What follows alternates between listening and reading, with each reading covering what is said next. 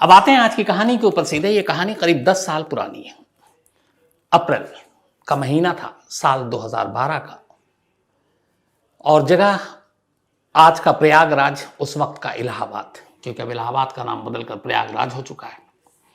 इस इलाहाबाद में एक इलाका है जिसका नाम दरभंगा है। दरभंगा इलाके में एक हवेली थी। हवेली आमतौर पर वहाँ पे वो जो थी वो सुनसान थी, क्योंकि उसके जो ओनर थे वो वहाँ रहते नहीं थे, वो कहीं और चले गए थे। और ये हवेली या बंगला एक तरह से कहें, इसका नाम था गुलाटी बंगला। आमतौर पर इस बंगले में हमेशा खामोशी रहती, सन्नाटा रहता, क्योंकि लोग रहते नहीं थे। लेकिन 17 अप्रैल 2012 यानी 17 अप्रैल 2012 को अचानक इस बंगले में हलचल नजर आती है।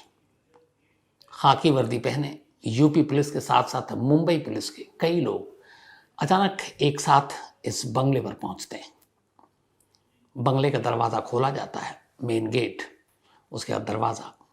पुलिस की टीम अंदर दाखिल होती है, और इनके दाखिल होने के बाद देखकर ही ऐसा अंदाज़ा होता कि शायद वो किसी चीज़ की तलाश में इस बंगले तक आए, क्योंकि पुलिस वालों के साथ कुछ मजदूर भी थे।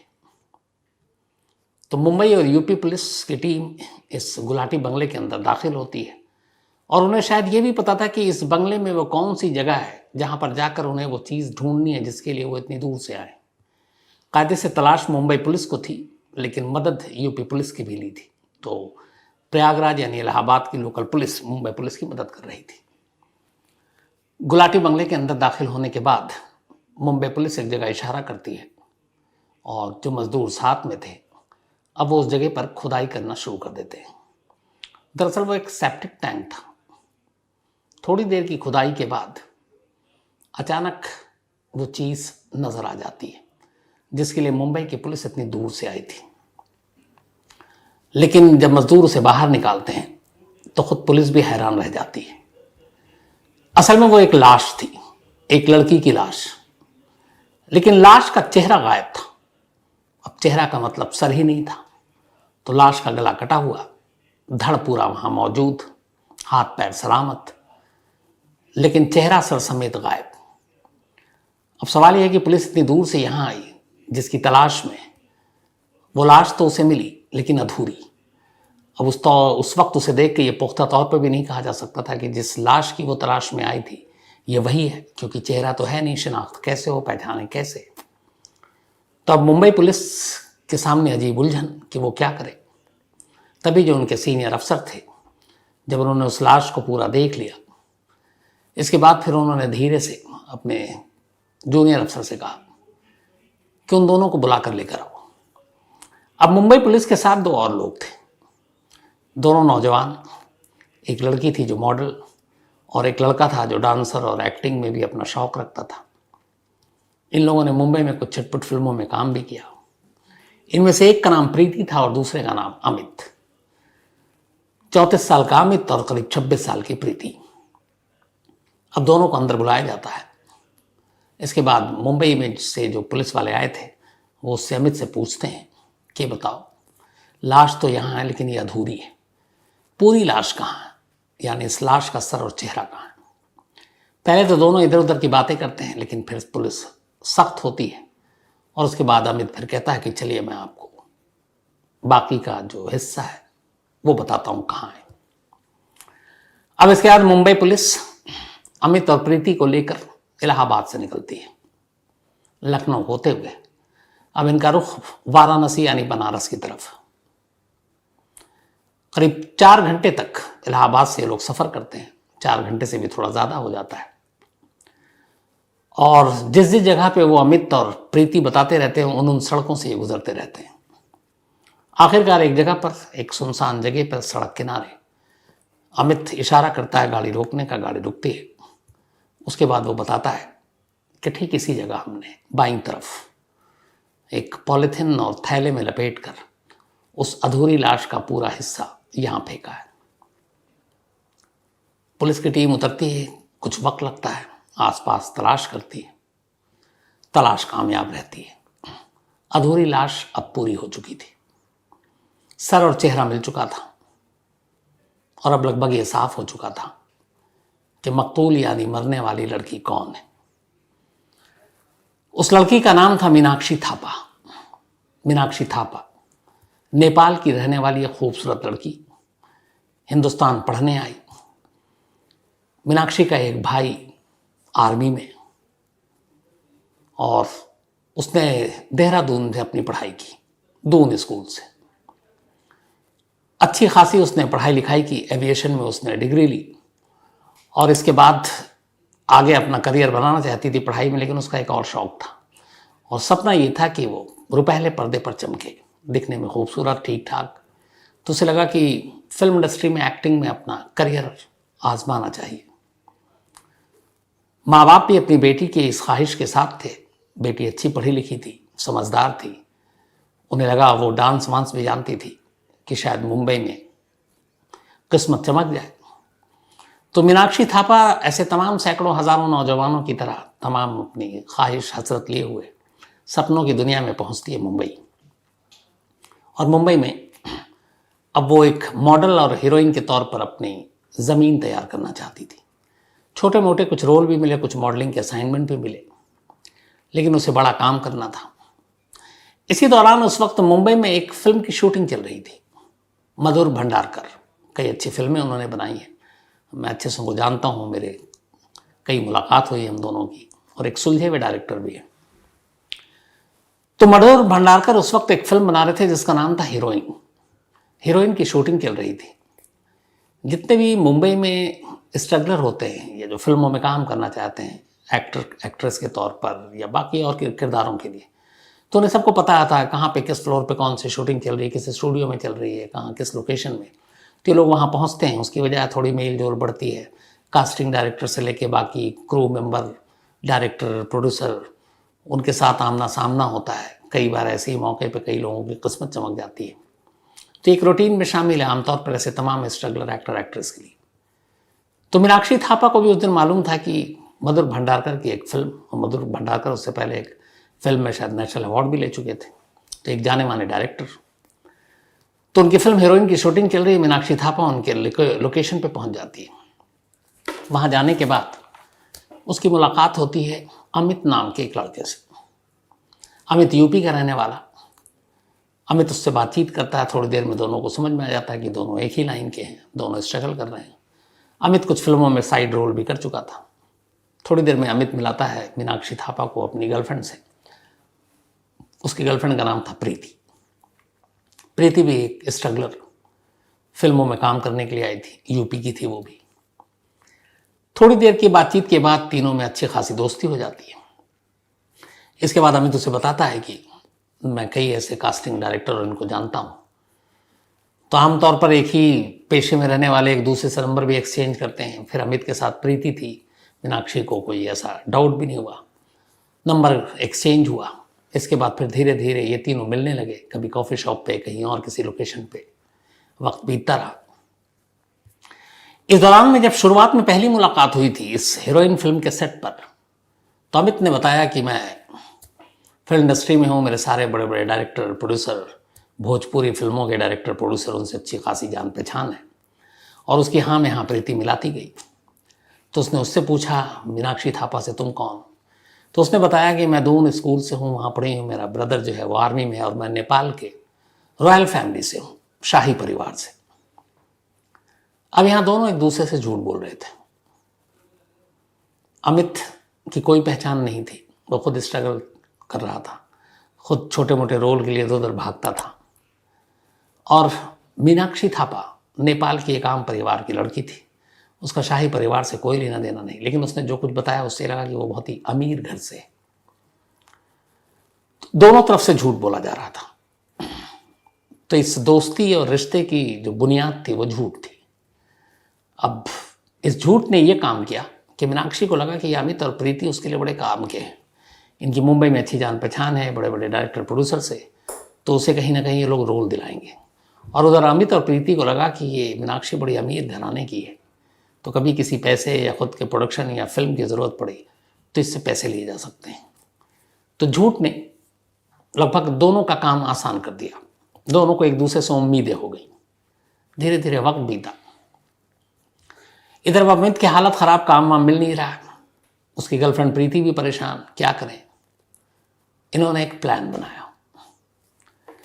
प्लान बनाया और ये बात है 13 अप्रैल 2017 की।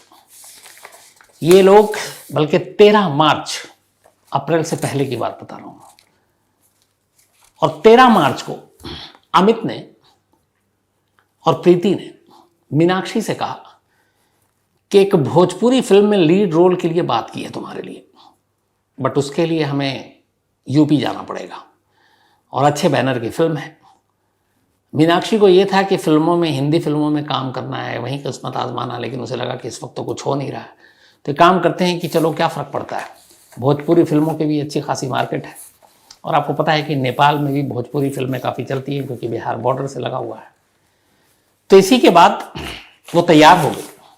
अब 13 मार्च को मीनाक्षी, अमित और प्रीति ये मुंबई में ट्रेन से इलाहाबाद पहुंचते हैं, प्रयागराज।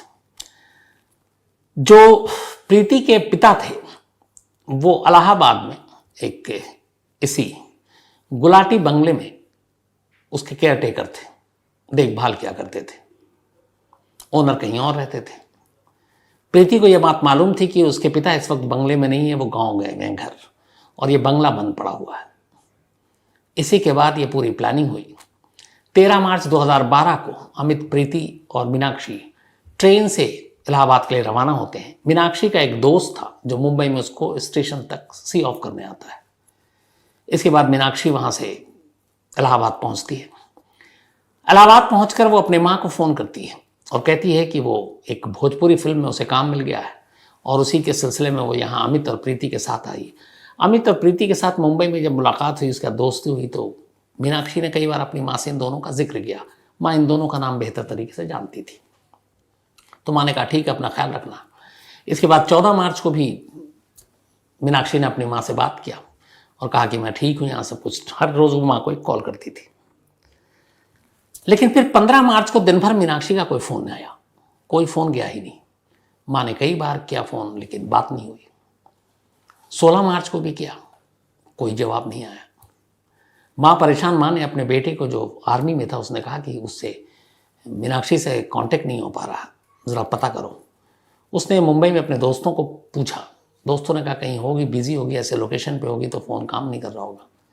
भाई ने फिर माँ को समझाया। लेकिन फिर 17 मार्च 2012 की तारीख आती है। मीनाक्षी की माँ के मोबाइल पर एक मैसेज आता है और उस मैसेज में लिखा था कि अगर अपनी बेटी को जिंदा देखना है तो 15 लाख रुपए का इंतजाम करो। अब इस मैसेज को पढ़ते ही माँ घबरा गई। उसे लगा 1-2 दिन से मीनाक्षी से बात नहीं हो रही, ऊपर से ये मैसेज आ रहा है। वो फौरन अपने बेटे को बताती हैं। बेटा कहता है कि आप घबराओ मत, मैं मुंबई जाता हूँ। अब बेटा उधर मुंबई के लिए निकलता है। इधर इस बीच में दूसरा मैसेज आता है। दूसरे मैसेज में लिखा था कि अगर इस बात की खबर पुलिस को देने की कोशिश की तो तुम्हारी बेटी की अश्लील फिल्म बनाकर इंटरनेट पर वायरल कर देंगे। माँ और घबरा गई। अब इधर मीनाक्षी का भाई मुंबई पहुंचता है। मुंबई जाने के बाद वो मीनाक्षी के दोस्त से मिलता, उस दोस्त से जिसने मीनाक्षी को रेलवे स्टेशन पे छोड़ा था। इधर इस दौरान इस 2 मैसेज के बीच में अब माँ को अपने बेटी की भी चिंता है। बेटा जो है वो भी कहता है कि हमारी बहन को कुछ नहीं होना चाहिए। तो उन्होंने कहा इतने पैसे तो हैं नहीं, फिर भी ये लोग उसको एक अकाउंट नंबर देते हैं और कार्ड का नंबर और वो सारी चीज़ें। 15 लाख मांगते हैं, लेकिन 60,000 रुपये अकाउंट में आते हैं, 60,000 सिर्फ। और माँ कहती है कि हम लोग बहुत गरीब हैं, इतने पैसे नहीं हैं। अब इधर भाई मुंबई पहुंच गया, उधर 15 लाख की मांग हो रही है और 60,000 रुपये जो उसने अकाउंट नंबर दिया उस अकाउंट में आ गए नेपाल से। अब मांगने वाले को गुस्सा आ रहा है कि कहाँ 15 लाख, कहाँ 60,000। भाई मुंबई पहुंच चुका है, अब वो अपनी बहन को तलाश रहा है। अब इधर इस बीच में फिर से इलाहाबाद चलते हैं, इसी गुलाटी बंगले पर। दूसरा दिन है, मीनाक्षी पहुंच चुकी है। 15 मार्च की तारीख है। 15 मार्च को अचानक पता चलता है कि मीनाक्षी को कि शायद अभी यहाँ पे कोई फिल्म है नहीं, इसे बेवकूफ़ बना रहे हैं। इधर इन दोनों को लगता है कि अब ज़्यादा देर तक इसको बेवकूफ़ बना नहीं सकते हैं, क्या करें। तो 15 मार्च को मौका मिलते ही अचानक अमित मीनाक्षी को पकड़ता है और उसका गला घोंट देता है। इस काम में प्रीति उसकी मदद करती है और उसे ये भी लगा कि कहीं इसने सब कुछ सच बता दिया तो फिर क्या होगा, और दूसरा ये था कि मारने के बाद अब मीनाक्षी के घर वालों से पैसे लेने। तो मीनाक्षी बेशक मुंबई से ट्रेन में अपनी मर्जी से आई, लेकिन प्लानिंग ऐसी थी कि एक तरह की वो एक किडनैपिंग थी, सामने वाले की मर्जी से ही किडनैपिंग, कि वो उसे बहला कर ले आ रहा और वो चली आ रही है। लाने के बाद अब उसे फिरौती चाहिए, रैंसम। मीनाक्षी के जीते जी मुश्किल है ये। तो अमित और प्रीति ने मीनाक्षी को पहले मार डाला। मारने के बाद उसके फ़ोन लिए, उसके एटीएम पिन, अच्छा इस दौरान में उसके जो एटीएम नंबर थे वो सब इन्होंने पता कर लिया। तो उसके एटीएम में जितने पैसे थे वो भी निकाल लिए जाकर अलग अलग इलाहाबाद से। फिर माँ को मैसेज किया एक, उसी के नंबर से, मीनाक्षी के, और कहा कि 15 लाख चाहिए। 60,000 मिले। उन्हें गुस्सा भी आया था। अब मीनाक्षी को कत्ल तो कर दिया, अब उन्हें लगा कि इस लाश का क्या करें। फिर उन्होंने कहा कि लाश की आइडेंटिटी जो है वो डिस्क्लोज नहीं होनी चाहिए, ऐसा लगे कि कोई लावारिस लाश है। फिर उन्हें आइडिया आया कि एक काम करो, इस लाश का चेहरा ही हटा दो। फिर दोनों बाजार से तेज धार हथियार लेकर आए। उन्होंने गला काट दिया। धड़ को उसी बंगले में पीछे झाड़ जंगल था, वहीं पे एक सेप्टिक टैंक, उसके अंदर डालकर बराबर कर दिया मिट्टी। सर को उन्होंने एक पॉलीथीन में रखा, पॉलीथीन को एक थैले में रखा, और अब सोचने लगे क्या करें। फिर इसके बाद दोनों, प्रीति और अमित, सर को अपने साथ लेते हैं, उस थैले को साथ लेते हैं, और दोनों इलाहाबाद में एक बस में सवार हो जाते हैं। इस बस से अगले 4 से 6 घंटे तक वो बस में ही हाथ में एक सर लिए, जो पॉलीथीन के अंदर दिख नहीं रहा है, वो ट्रैवल कर रहे हैं। और उस बस में तमाम मुसाफिर हैं। अब आप सोचिए, बस में तमाम लोग हैं और उस बस के अंदर ही 2 लोग ऐसे हैं जो एक कटा हुआ सर लेकर सफ़र कर रहे हैं। अब ये बस के विंडो पे बैठी हुई थी अमित भी, और ये दोनों साथ, 2 सीटर था जो 2 लोग बैठते हैं।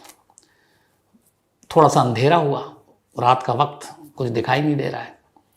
इन्होंने देखा कि एक जगह बड़ा सुनसान सा इलाका है, वाराणसी से जस्ट पहले।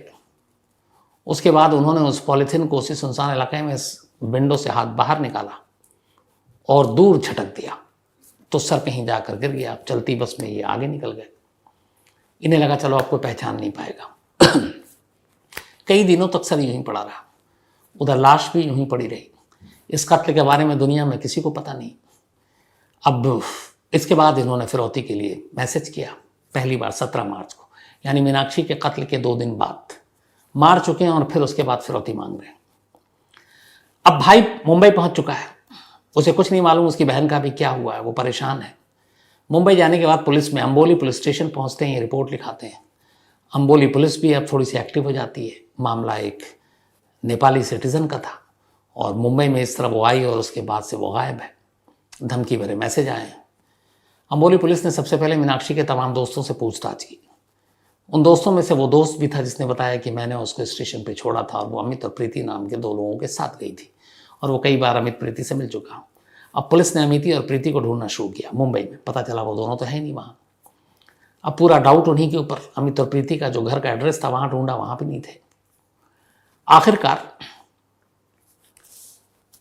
ये दोनों अप्रैल से पहले, मतलब ये 17 मार्च को हुआ, अप्रैल फर्स्ट वीक में, काफ़ी वक्त के बाद, मतलब लगभग 15-20 दिन बीत जाते हैं, लखनऊ से गिरफ्तार होते हैं। मुंबई पुलिस को एक टिप ऑफ मिलता है, चूँकि पुलिस ने अपने मोबाइल लगा रखे थे, और ये दोनों कत्ल के बाद मुंबई नहीं लौटते हैं क्योंकि उन्हें मालूम है मुंबई पुलिस ढूंढ रही है। तो लखनऊ में एक इन्फॉर्मेशन मिलती है एक मुखबिर से, और लखनऊ पुलिस इनको पकड़ लेती है, अमित को और प्रीति को, और उसके बाद मुंबई पुलिस को इन्फॉर्म करती है। मुंबई पुलिस फिर आकर इन दोनों को ले जाती है। अब वहाँ इनसे लंबी पूछताछ होती है। उस पूछताछ के बाद पुलिस की सख्ती के आगे ये टूट जाते हैं, फिर बताते हैं कि उन्होंने क्या किया। और उन्हीं की निशानदेही पर आखिरकार 17 अप्रैल 2012 को मुंबई पुलिस प्रयागराज पुलिस के साथ इस गुलाटी बंगले पर पहुंचती है, और वहाँ से एक लाश मिलती है जिसका चेहरा नहीं था। फिर इन दोनों से पूछताछ होती, तब ये बताते हैं कि उन्होंने लखनऊ से बनारस के बीच रास्ते में चलती बस से सर फेंक दिया था, और आखिरकार वो सर भी बरामद हो जाता है। तो इन दोनों की निशानदेही पर ये सारी चीज़ें बरामद हो गई, लेकिन एक लड़की बेवजह मारी गई। और ये सारी चीज़ें ये होती, कई बार इसमें कहा जा सकता है कि शायद मीनाक्षी ने झूठ ना बोला होता कि वो अमीर घराने से है, तो लालच में ना पड़ते अमित और प्रीति, और अमित और प्रीति भी झूठ ना बोलते कि उनकी बड़ी अच्छी पहुंच है, जो आमतौर पे लोग छोड़ते हैं लंबी लंबी, तो शायद वो भी इनके झांसे में नहीं आती कि शायद ये फिल्म में कोई रोल दिला दे। तो झूठ की बुनियाद से शुरू हुआ ये रिश्ता, जिसका अंजाम बड़ा भयानक हुआ। अब दोनों ने इकबाल जुर्म कर लिया। इसके बाद पुलिस ने सारी चीज़ें बरामद की, फिर मामला कोर्ट में गया। 11 मई 2018, 11 मई 2018 को मुंबई की सेशंस कोर्ट ने अपना फैसला सुनाया। हालांकि इस मामले में जो वकील थे इधर से, वो उज्जवल निकम थे, जाने माने धुरंधर वकील। उन्होंने इसको रेयरेस्ट ऑफ रेयर केस कहा था कि इसको माना जाए और दोनों को फांसी की सज़ा दी जाए। लेकिन सेशंस कोर्ट ने अपने फैसले में दोनों को फांसी तो नहीं सुनाई, बल्कि दोनों को लाइफ इम्प्रिजमेंट यानी कि उम्र कैद की सज़ा सुनाई जब तक ये जिंदा है। सेशन कोर्ट का ये फैसला, अमित और प्रीति दोनों को उम्र कैद की सज़ा, दोनों इस वक्त जेल में हैं। इन्होंने इस फैसले को हाईकोर्ट में चुनौती दे रखी है। हाईकोर्ट का भी फैसला आया नहीं है। जब इसमें कभी अपडेट आएगा आपको ज़रूर जानकारी देंगे। तो ये थी कहानी एक नेपाली नागरिक जो भारत पढ़ने आई, भारत में अपने फिल्म इंडस्ट्री में नाम कमाना चाहती थी, मीनाक्षी थापा की, और उसके अफसोसनाक अंत की। तो कहानी में आज इतना ही।